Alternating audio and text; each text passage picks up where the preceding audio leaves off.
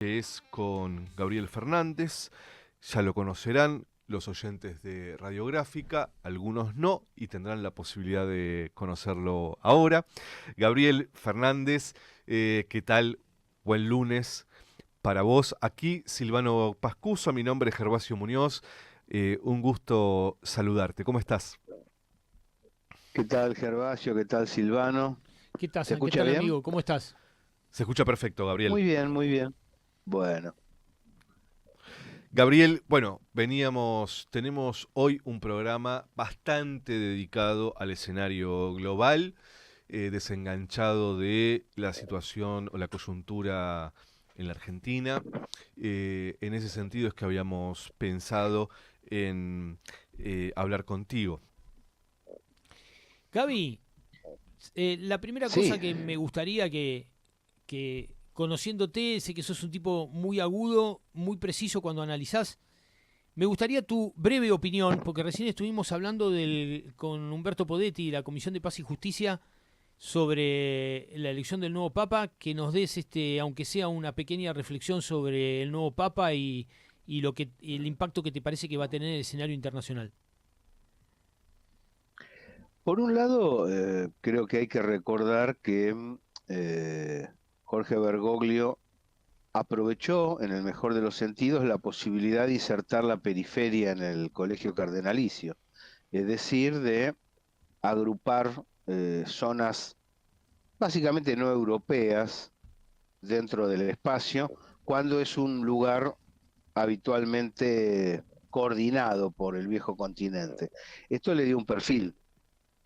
Luego, Francisco tiene el nombre, que es intencional, por supuesto, Ujú. relacionado con San Francisco de Asís, y su formación jesuítica, en ambos casos confluyente en una dirección bastante clara. León XIV es agustiniano. Esto significa, por un lado, la eh, toma de conciencia de este encuentro de fe y razón que propone San Agustín y en desarrollo de esa idea, el lugar donde nace la doctrina social, la zona eclesial donde nace la doctrina social de la Iglesia, a través de la encíclica de Rerum Novarum. Ujú.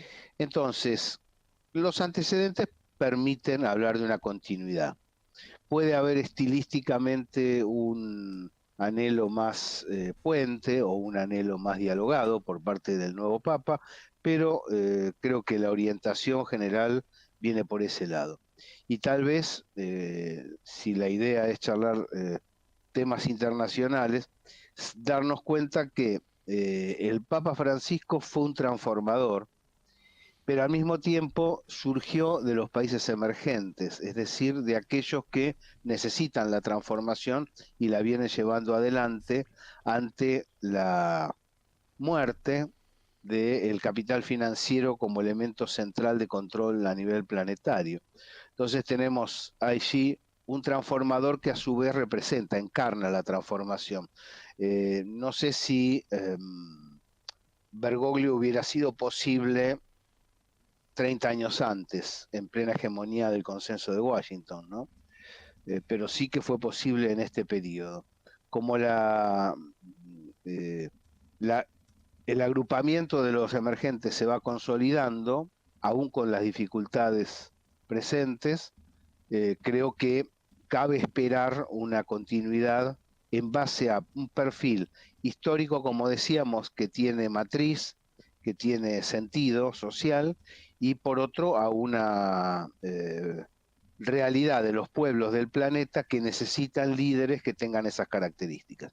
Esa sería un poco la mirada que tengo de la designación de León 23, de Prevost. Bueno, después hubo otros dos acontecimientos importantes. Uno fue, yo he leído atentamente tus notas sobre el Bueno, conflicto gracias. de la India y Pakistán. No es un tema al que estemos habituados a discutir, por lo menos los que no somos especialistas en política internacional. Entonces, si nos podés comentar un poquitito el contenido de tu nota y hacernos una descripción de ese conflicto y de la relevancia que tiene en el escenario actual?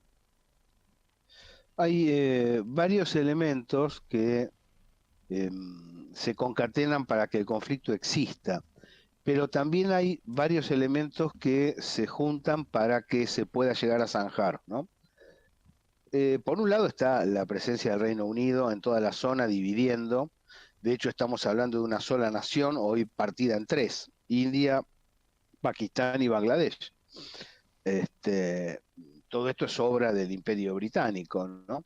Ujú. Recordemos que en el 47-48, cuando los británicos, debido al esfuerzo desplegado en la Segunda Guerra Mundial, deciden retirarse de la zona, lo que deciden es dejar destruida la zona, es decir, hacer una división entre hinduistas y musulmanes que logre con el tiempo generar distorsiones entre los mismos pueblos.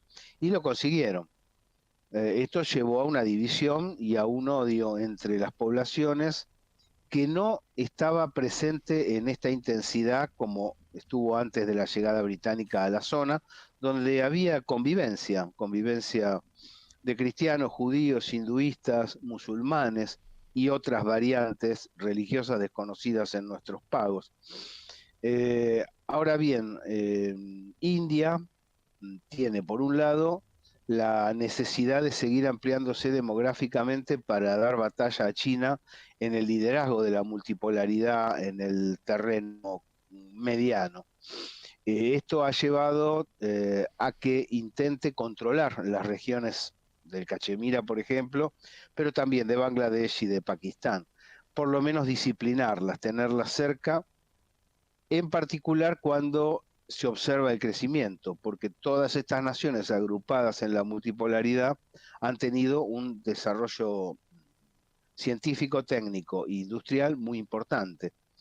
Sin embargo, eh, todos estos datos que son reales, más el agua, ¿no? El agua dispuesta entre ambas naciones y que ambas necesitan para desarrollar su potencial agropecuario, eh, no necesariamente tendrían que conducir a una guerra. Creo que los liderazgos que existen hoy en Pakistán y en India son complejos y tal vez no sean los mejores en materia de desarrollo agrupado multipolar. Por un lado tenemos a Narendra Modi, que eh, ha sido importante en el desarrollo de los BRICS, es importante señalarlo y admitirlo, pero también es cierto que frente a la multiplicidad que ha quedado y que se sigue desplazando, étnica y religiosa, y por lo tanto política, que tiene la India, lo que ha hecho puertas adentro es disciplinar, y disciplinar no siempre de la mejor manera, cuando muchos de los eh, protagonistas de la vida política interna y externa de la India han señalado la importancia del diálogo. No ha sido ese el caso, sobre todo en el último tramo de Narendra Modi, donde ha endurecido sus posiciones para con su propio pueblo. Reitero, es parte de la multipolaridad y ha sido importante en la configuración de los BRICS. En cuanto a Pakistán, Sharif, el actual primer ministro, ganó las elecciones sin ganarlas el año pasado, simplemente porque se puso de acuerdo con su hermano, que está en el Poder Judicial de Pakistán. Ambos desdeñaron los resultados reales que daban como vencedor a Imran Khan y metieron preso a Imran Khan acusándolo de corrupción, usando las habituales triquiñuelas mediáticas de imputar al dirigente que molesta al poder central de malversación de fondos y cosas así.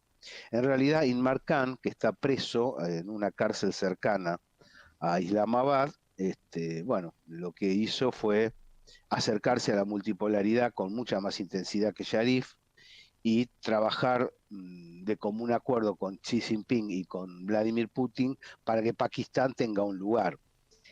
Y ese lugar se ha ido construyendo y ahora se quiere desmontar. ¿Cómo se ha ido construyendo? Bueno, primero garantizando que haya un equilibrio en el control turístico, bueno, los ingresos que implica Cachemira. Después el reparto de las aguas con la presencia de China y sobre todo un corredor comercial e inversor entre China y Pakistán que permite el desarrollo de ambas naciones, pero ostensiblemente el más beneficiado en este caso es Pakistán, que ha podido crecer en los años previos. Entonces, si bien ambos primeros ministros, ambos gobiernos, son parte de la multipolaridad, tienen una mirada mucho más cercana a Occidente en muchos aspectos que la que deberían tener en este momento de expansión de los BRICS, y eso genera una distorsión a la hora de llevar adelante una política. Por eso China pataleó puertas adentro cuando frente a esta situación quiero decir, Narendra Modi consulta a Helges, es decir, tratan de lograr la aquiescencia de los Estados Unidos. En el medio todos tienen que lidiar y aprovechan los grupos terroristas sembrados por la CIA en la región con el objetivo de damnificar alternadamente a aquel gobierno que se acerca un poco más o un poco menos a la multipolaridad. Ese es el panorama, es decir, no hay situaciones ideales, tampoco en la multipolaridad, donde hay un cambio estructural internacional, pero el arrastre de las miasmas y las equivocaciones del ayer sigue presente dentro de las naciones que protagonizan la transformación. Gaby, y el otro tema importante, ya que estamos hablando de la multipolaridad, fue la celebración de los 80 años de la victoria en Moscú. El presidente Putin hizo un discurso muy, muy interesante. Es interesante seguirlo, es interesante leerlo, si se lo puede escuchar con alguna versión traducida al castellano, con un montón de aristas. Da para que conversemos muchísimo tiempo. Pero ahí se hace presente una vez más la alianza entre Rusia y China, con Xi Jinping en un papel preponderante, de gran significación, y un mensaje muy potente al resto del mundo y particularmente a Occidente, ¿no? De que ahí en gran medida está un poder alternativo para el futuro, ¿no? De la humanidad. Bueno, justamente mientras los medios occidentales hablaban del aislamiento ruso, Rusia mostraba miles de personas, millones de personas en las calles, en paz, cientos de miles de soldados desfilando y una treintena de jefes de Estado, legales, formales, admitidos por sus pueblos presentes allí para saludar al pueblo ruso. Por un lado está el tema del aislamiento. Creo que aquellos que siguen viendo que 3 o 4 naciones centrales y con serias dificultades económicas de Europa Occidental, son junto a Kiev un bloque superior al de Rusia, se han equivocado en el diagnóstico. Rusia está bien rodeada, efectivamente Xi Jinping dio el gran mensaje en su presencia al estar más de 5 horas reunido con Vladimir Putin. ¿Esto qué significa? Tuvieron temas de fondo que charlar, sin duda, pero además querían que se supiera que son los grandes amigos, que son los que consultan las cosas entre sí. Querían que trascendiera esa reunión. ¿Qué es lo que está haciendo en Kiev, bueno, en Lugansk, Donetsk, y a través de este discurso, entre otros, Vladimir Putin? Bueno, en cierta medida limpiando la historia. La historia es política, ¿no? Y esa historia ha sido narrada televisiva y cinematográficamente por los Estados Unidos como un logro norteamericano casi en exclusiva, como si los demás no hubieran participado de la guerra. Y en la guerra participaron las naciones europeas mencionadas y ha participado China y, por supuesto, la voz cantante del último tramo la tuvo el Ejército Rojo de la Unión de Repúblicas Socialistas Soviéticas, porque conocer la verdad sobre lo que sucedió también implica un posicionamiento presente.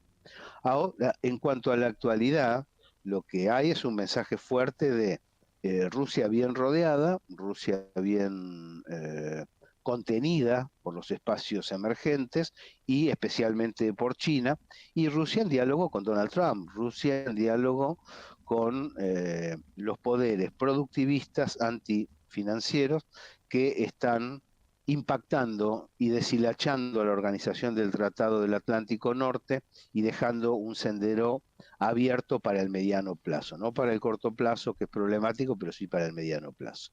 Creo que eso se puede colegir del encuentro por los 80 años. ¿Sí? Bueno, la última, que traerte un poquito a nuestra realidad continental. ¿Cómo ves vos a nuestra zona, a nuestra región frente a este escenario hoy? ¿Cómo la ves? Bueno, sería para una coalición latinoamericana, este sería el escenario ideal, ¿no? Es decir, un agrupamiento de naciones del sur entrando al BRICS conjuntamente y realizando los negocios y los acuerdos que sean pertinentes, consiguiendo inversiones. Está todo dado, salvo la Argentina, que es la gran desertora. Es una paradoja histórica a lo Haití, podríamos decir, los primeros serán los últimos. Argentina es el inventor de esta idea, de lo que se está imponiendo a nivel internacional. Argentina crea la tercera posición y la comunidad organizada. Después vienen el NOAL, vienen las naciones del tercer mundo, los países subdesarrollados y ahora ya no son subdesarrollados, son emergentes multipolares. Y no es solo un cambio de nombre, es un cambio de potencial, de espalda. Este era el gran momento de la Argentina, donde estábamos llamados a jugar un rol. Por eso nos invitan China e India con especial atención. Digamos, China e India enviaron delegaciones a pedirle por favor a la Argentina que ingrese al BRICS. La Argentina dijo, no, no me interesa y salió corriendo por otro lado. Una cosa muy extraña, muy autoflagelante de nuestra nación. Sobre todo porque, a diferencia de otros periodos, como el 55, el 76, aquí no ha sido necesario imponer esta determinación a través de un golpe de Estado, fue por el voto de los ciudadanos, lo cual es una rareza superior. Entonces, la unidad de América Latina, yo creo que como dijo Alberto Metol Ferré, está sentada sobre Argentina, Brasil, Chile, el sur, ¿no? Y el UNASUR con posterioridad, que es una de las grandes creaciones.